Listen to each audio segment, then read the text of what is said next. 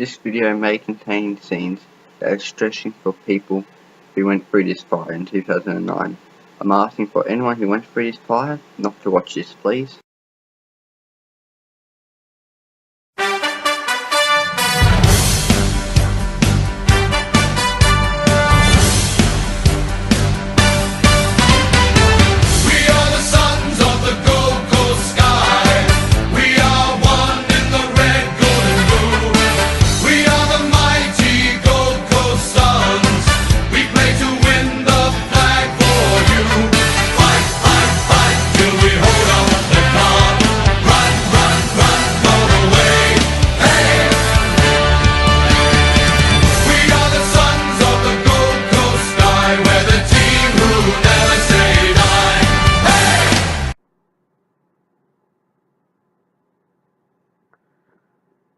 G'day everyone, my name's Ricky James, also Rick, Vaccines 446, 1.5 Let's Play you.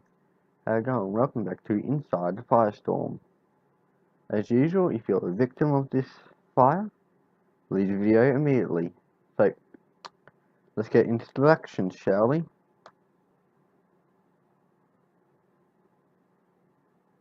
It was like when they built a house, it just looked like the frame, and I could see everything perfectly. It was just brilliant orange, just bright, and I could see our bed, my wife's gym equipment, and my daughter's cot. I could see everything right through from one end to the other, and it was just all just burning, and the whole lot was on fire, and the second floor was starting to lower down like an elevator or something. It just started lowering down. Yeah. Black as can be out See there. through the skylights of the shed into the shed, which is bright orange. So I thought the shed's gone. There's nothing left, just me. And then it blew up, and it sort of was just like being king hit. Like it just like nearly knocked me out.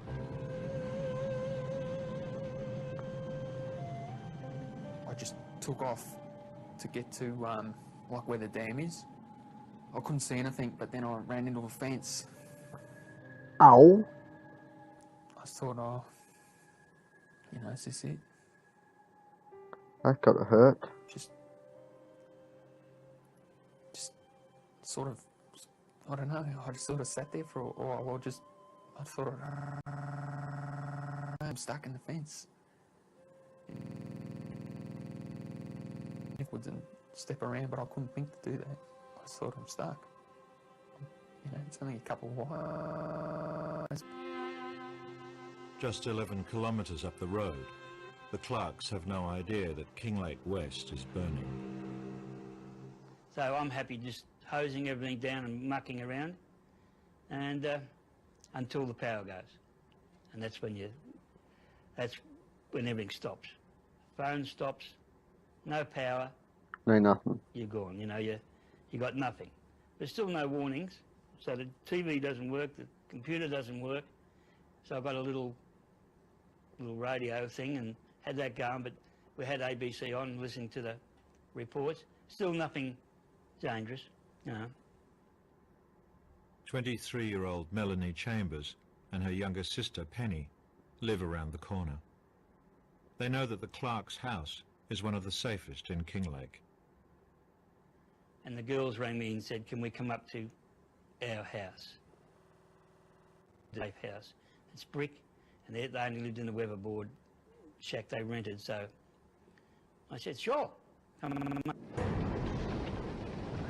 St It's Andrews. just after 5 p.m.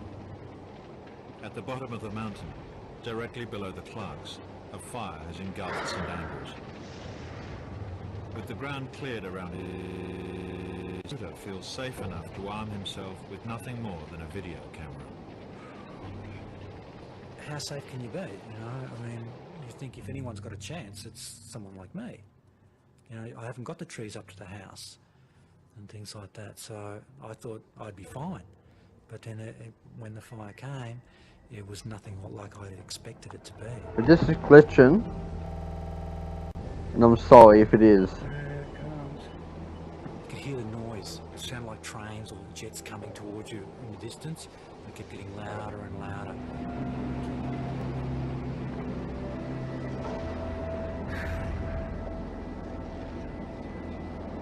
The house on fire next door. It's like all the trees were exploding from heat. People say it's the leaves, you know, the heat of the oils in the leaves and the eucalypts. They just go off, and it's like gas going off too. It's just burning like crazy. The gases from the eucalyptus trees are escaping so quickly that they race upwards, mix with the air, and explode. The fire is itself. The flames are 20-metre trees. Once it starts accelerating even faster and faster, it just builds up this momentum, and it's just eating everything in the way. It was just like you were in the middle of a hurricane. It was a hurricane, but it was on fire. There's all this debris going everywhere. Anything that was not bolted down or something was in the air flying around, and it was going to hit you. A fire tornado has now developed, ripping through tens of acres in seconds. At well beyond 1,000 degrees, it makes an oven of earth. This firestorm can now kill from 200 meters. Shit. Holy hell! I stood behind a holler out there, and there's no way, if you put your hand Just out, checking they the would time. be burnt. It was like putting your hand in front of a furnace. And then I realised that there was a problem with the air that I was breathing. I wasn't breathing properly. The fire is less than 300 meters away. Jim's in danger. Not of being burnt to death, but of suffocating. But he's got a backup plan.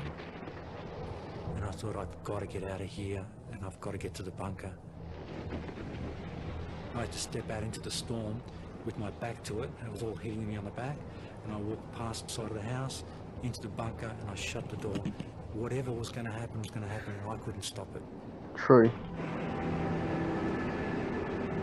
The fire sweeps over Jim. Less than 5 kilometers away, the Kinglake CFA captain is trying to stop confused residents fleeing towards the flames. People were stopping and saying, what can we do? And I just said to them, well, you can't go down that road because I've just come up from there and it's just blocked by fire. I'm not real sure on Kinglake West. Fire had come through a fair way there. And I don't know what the road to Hillsville's like, because the fire, you know, you could see the plume of smoke from where we were heading across that way towards the Melba. So, you know, to give anyone advice on actually which way to go just didn't seem right to, you know, to me to say, oh, look, you can go that way, it's safe. And I mean, the only thing I could say was, look, I think all I can offer you is the main street of town, because this is where I'm going to be. Murrindindi. The blaze that started an hour and a half ago near the Murrindindi River has been winds across the Black Ranges. Sitting a few kilometres to the north, out of the fire's path, is the Marysville. picturesque town of Marysville. I just looked directly up above, and here was what would normally have appeared to be cumulus clouds, except that it was pretty obvious it was smoke directly above me, like 12 o'clock high, and covering half the town. I mean, that was pretty dramatic. I really had no idea, but I thought that has got to be very, very close. Amateur cameraman Darryl Hull works at the Crossways Inn. His boss Greg and his wife Pam have been busy there all day. It's only now that they notice the smoke. A fire plan hadn't come into my mind at that stage, but at 5 o'clock I did ring my daughter and spoke to her husband and said, have you heard anything on the news? Or can you have a look?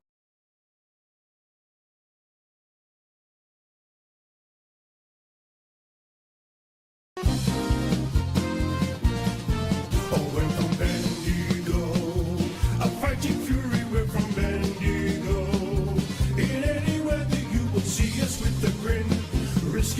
skin. If we're behind, then never mind, we'll fight and win. Don't work from bed.